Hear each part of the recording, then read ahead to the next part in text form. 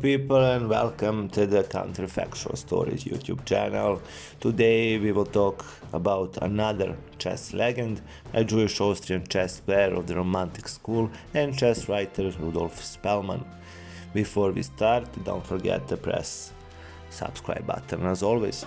Spielmann was born in 1883, third child of Moritz and Cecilia Spielmann, and had a younger brother Edgar, an older brother Leopold, and three sisters, Melanie, Jenny, and Irma.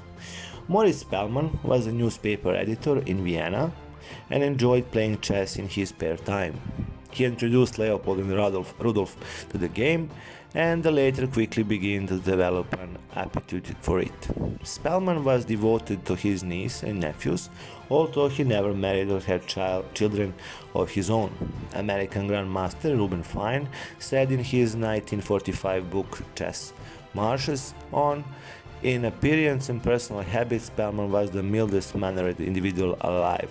Beer and chess were the great passion of his life. In his later years, at least, he cared for little else. Perhaps his chess became so vigorous as a compensation for otherwise uneventful life. He was known as the master of attack and the last knight of the King's Gambit. His daredevil play was full of sacrifices, brilliances, and beautiful ideas.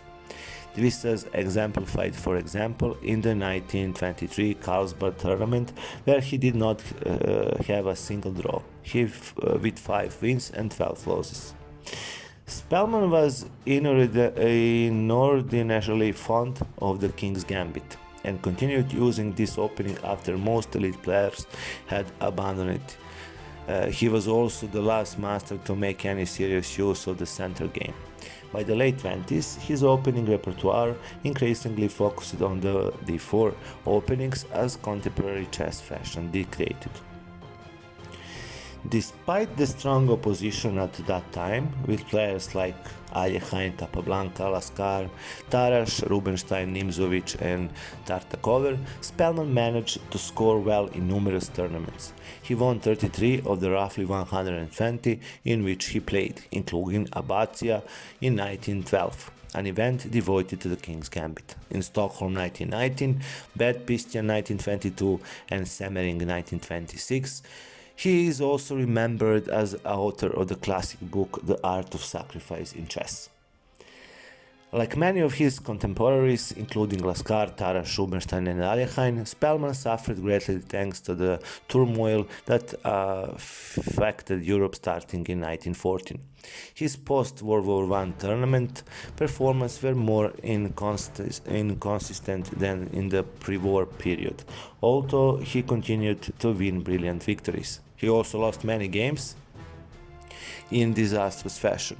In 1934, Spielmann fled Vienna due to rising pro-Nazi sympathies in the city and moved to Netherlands.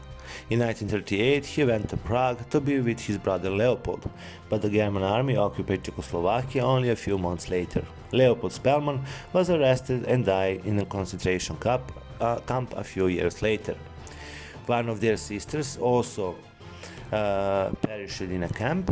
The other survived the war but never recovered mentally from the ordeal of it and ended up committing suicide. Spielmann managed to flee to Sweden with the help of a friend. He hoped to eventually reach England or the United States, and toiled hard to earn money for the overseas passage by playing exhibition matches, writing chess columns, and book titled Memories of the Chess Master. However, Second World War was raging, and some members of the Swedish Chess Federation held Nazi sympathies and disliked the Jewish Spielmann.